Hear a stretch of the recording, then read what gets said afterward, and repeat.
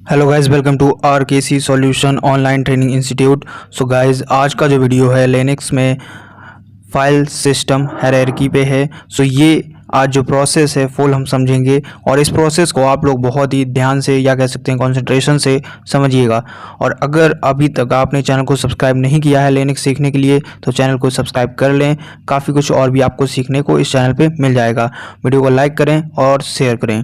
So guys, start करते हैं आज का सबसे main topic, file system hierarchy, इसको या हायरार्की जो भी आप बोल सकते हैं, बट इसका जो मेन फंक्शन है या मेन जो वर्क है वो यहाँ से आप देख सकते हो।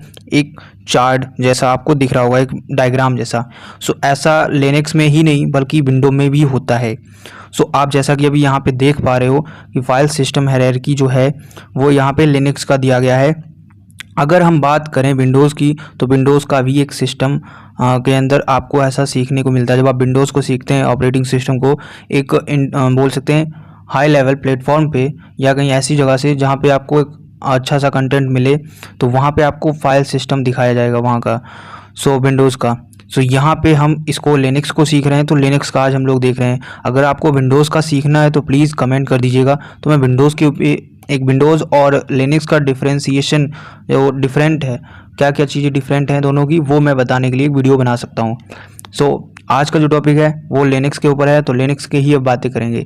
सो लिनक्स के अंदर फाइल सिस्टम आपने देख लिया होगा किस तरीके का दिखेगा। अब यहाँ पे सबसे ऊपर जैसे कि आपको दिखा था ये स्लैश, ये फॉरवर्ड स्लैश है क्योंकि ये आगे को झुका हुआ है। आप देख सकते हो ये आगे को झुक रहा है तो ये फॉरवर्ड स्लैश है, और पीछे को झुके तो बैकवर्ड बोल सकते हैं। ये बहुत ही इजी मेथड है, मैंने खुद इस मेथड से इसको लर्न किया था। ओके, अब ये यूज़ क्यों होता है और इसका क्या मेन है। देखिए, ये यूज़ किया जाता है लिनक्स के अंदर रिप्रेजेंट करने के लिए कि रूट के लिए, ये रूट डायरेक्टरी जो भी होगी उसको रिप्रेजेंट करने के लिए इसका यूज़ किया जाता है। जब भी आप इसका यूज़ कहीं भी ये देखते हैं लिनक्स के अंदर, कुछ भी आपको ऐसा दिखे कि फॉरवर्ड स्लैश आ रहा हो और कुछ भी लिखा ना हो, तो समझिए आप रूट डायरेक्टरी के अंदर हैं। और ये सबसे ऊपर होता है सिस्टम, जो भी स्ट्रक्चर है उसके सबसे ऊपर मिलेगा आपको, जैसे कि आप देख पा रहे हो। ठीक है, सो इसके अलावा यहाँ पे सेकंड आपको मिलता है रूट। अब रूट की अगर बात करें तो ये बाय डिफ़ॉल्ट होम डायरेक्टरी होती है, और इसको ऐसे फॉरवर्ड स्लैश और रूट लिखा हुआ आपको मिलता है लिनक्स में। और ये एक एडमिनिस्ट्रेटर का सिंबल है। एडमिनिस्ट्रेटर का सिंबल आप समझ सकते हो कि मेन लीडर या कह सकते हैं ओनर जो है फाइल रूट होता है, या डायरेक्टरी रूट कह सकते हो आप। फिर इसके बाद अगर बात की जाए कि होम, मैंने बता दिया होम के बारे में कि होम डायरेक्टरी कौन सी है, रूट। ठीक है, अब यहाँ पे होम आता है, लोगों को कन्फ्यूजन हो जाता है कि होम और रूट में कन्फ्यूजन थोड़ा सा होता है।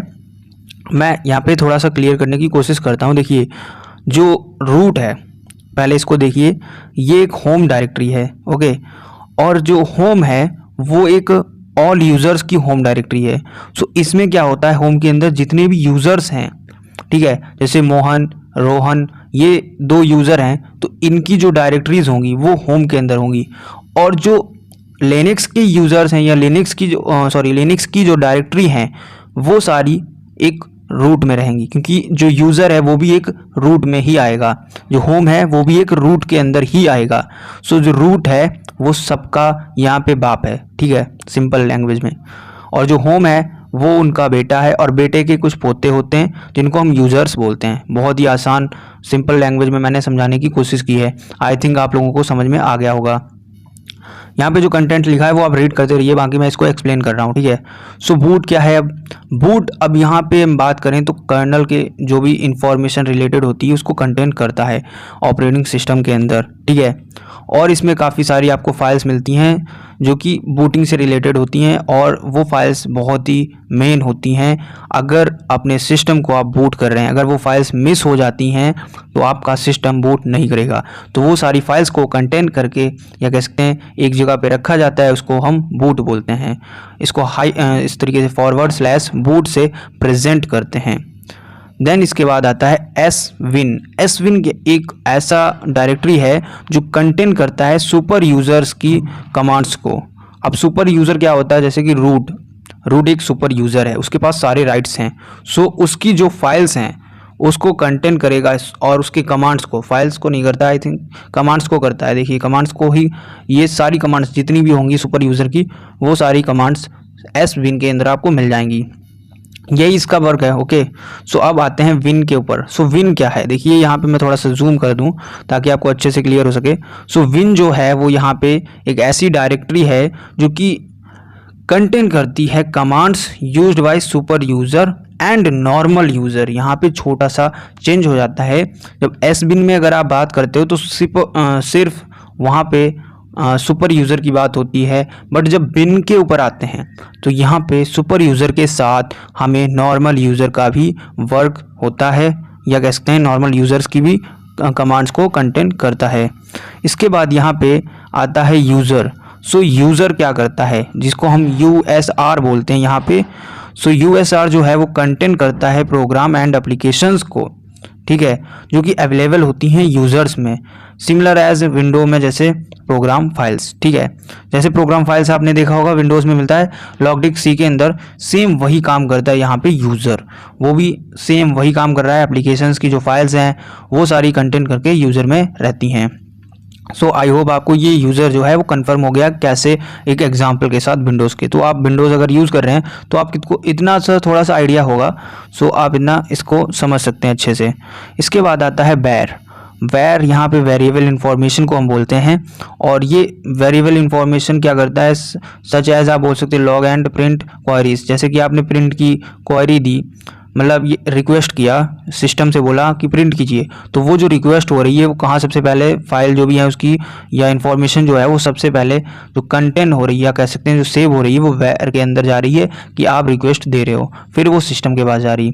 तो जो वेर है वो ये सारी डायरेक्टरीज को कंटेन करता है। बहुत ही ईजी है, बहुत ही नॉर्मल चीज़ें हैं, एक एक लाइन के अंदर आपको समझ में आ रही होगी ये बातें। आई होप अगर नहीं समझ में आ रही तो प्लीज़ कमेंट कर दें या वीडियो को डिसलाइक कर दें, तो मेरे को आइडिया रहेगा कि आपको नहीं समझ में आया इसमें, ठीक है। इसके बाद आता है देव।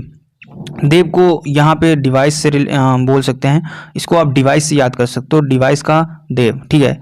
तो ये क्या होता है, डिवाइस की जितनी भी कंटेंट करता है डायरेक्टरीज को, वो सारी यहाँ पे मिल जाती हैं। अब जैसे कि एग्जांपल देता हूँ आपको, आप अपने पीसी में अगर जैसे कि अपना यूएसबी लगा रहे हैं, तो वो जो यूएसबी आप लगा रहे हैं उसकी जो डायरेक्टरी है या उसका जो भी डेटा है वो कहाँ पे कंटेंट हो रहा है, वो डिवाइस के अंदर हो रहा है। डिवाइस मतलब देव, जो कि ऑपरेटिंग सिस्टम को मतलब एक एक्सेस देता है हार्डवेयर एंड सॉफ्टवेयर डिवाइसेस को सपोर्ट या सिस्टम को एक्सेस कराने के लिए, ठीक है।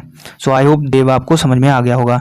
इसके बाद आता है ईटीसी। ईटीसी क्या कर रहा है यहाँ पे, ईटीसी जो है वो कंटेन करता है ऑल कॉन्फ़िगरेशन फाइल। अब कॉन्फ़िगरेशन फाइल आपको अगर नहीं पता है तो आप गूगल कर लीजिए, बहुत ही नॉर्मल सा टर्म है कॉन्फ़िगरेशन। अगर आपको नहीं पता है, मैं एक छोटा सा एग्जांपल दे देता हूँ चलिए, ताकि आपको गूगल पे सर्च करते हैं तो भी आपको एक आइडिया रहेगा।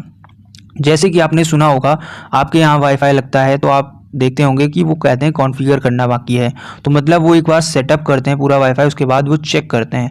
चेक करने के बाद अगर वो चल जाता है तो हम कहते हैं कॉन्फ़िगर हो गया। बहुत ही आसान तरीके से मैंने समझा दिया।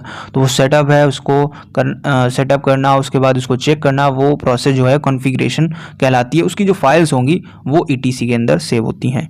सो गाइज़ यहाँ पे ईटीसी भी कंप्लीट हो चुका। अब इसके बाद आता है प्रोस, इसको बोल सकते हो आप PROC बोलते हैं, वैसे फॉरवर्ड स्लैश के साथ यूज़ होता है। इसमें माउंट पॉइंट की जो भी होती हैं फाइल्स होती हैं या डायरेक्टरीज जो होती है वो सेव होती है, और ये बहुत ही मेन है क्योंकि इसमें सिस्टम से जो भी रनिंग प्रोसेस हो रही होती है उस सिस्टम में वो सारी वहाँ पे फाइल्स और उनके इंफॉर्मेशन जो है वो इसके अंदर सेव होती हैं। सो इसका मेन वर्क यही है कि रनिंग जो भी प्रोसेस हो रही है करेंटली में, उसको यहाँ पे सेव करना एंड उसको फास्ट करना। डायरेक्टरीज सारी वहाँ पे सेव होती हैं प्रॉक के अंदर। इसके बाद यहाँ पे आ रहा है टेम्प। टेम्प क्या है, यहाँ पे टेम्परेरी फाइल्स को रिप्रेजेंट कर रहा है। तो जैसे कि रिसाइकिल बिन आप विंडोज़ में देखते होंगे, वैसे यहाँ पे टेम्प आपको मिल जाता है। सो आई होप ये आपको बताने की ज़रूरत नहीं है कि रिसाइकिल बिन क्या करता है, और टेम्प सेम वही आप समझ लीजिए उसका भाई है, जो कि सेम उसी की तरह वर्क कर रहा है यहाँ पे लिनक्स के अंदर। ओके, फिर यहाँ पे आता है ऑप्ट, इसको बोल सकते हो OPT। जैसे कि यहाँ पे OPT का वर्क क्या हो रहा है, ये कंटेन कर रहा है थर्ड पार्टी एप्लीकेशंस को। जैसे कि आप बाहर से जो सिस्टम में नहीं है उसको आप बाहर से डाउनलोड कर रहे हो, तो वो फाइल्स जो हैं वो ऑप्ट में जाएंगी, ठीक है। तो बाहर से जैसे आप माइक्रोसॉफ्ट डाल रहे हो लिनक्स के अंदर या कुछ भी आप एग्जांपल ले रहा हूँ, ज़रूरी नहीं है आप कुछ भी करो, बट जो चीज़ें मैं एग्जांपल ले रहा हूँ ताकि आपको समझ में आए। तो ये अगर थर्ड पार्टी आप कोई भी एप्लीकेशन को डाउनलोड कर रहे हो लिनक्स के अंदर, तो वो ऑप्ट के अंदर जाएगा फाइल, ठीक है। सो इसके बाद यहाँ पे हम देखने वाले हैं मीडिया के बारे में। सो मीडिया क्या, यहाँ पे मीडिया वर्क क्या कर रहा है, देखिए मीडिया यहाँ पे आपके जितने भी सीडीज जो direct by default mount directory या माउंट पॉइंट्स होते हैं, जैसे कि यहाँ पे कुछ एग्जांपल दिया गया है, CD रोम, फ्लॉपी डिस्क, पेन ड्राइव, ये जो भी इनका डेटा है वो मीडिया के अंदर कंटेंट हो रहा है।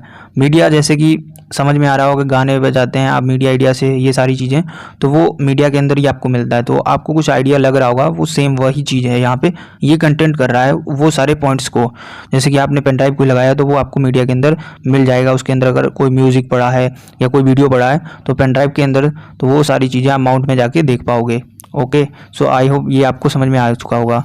अब यहाँ पे दिया है लाइब्रेरी। लाइब्रेरी को यहाँ पे आप बोल सकते हो LIV, ठीक है। ये कंटेंट करता है लाइब्रेरीज जो कि नीड होती नो different applications as well as Linux kernel, जो भी लिनक्स कर्नल से डिफरेंट एप्लीकेशंस होती हैं वो सारी कंटेंट होती हैं लाइब्रेरी के अंदर।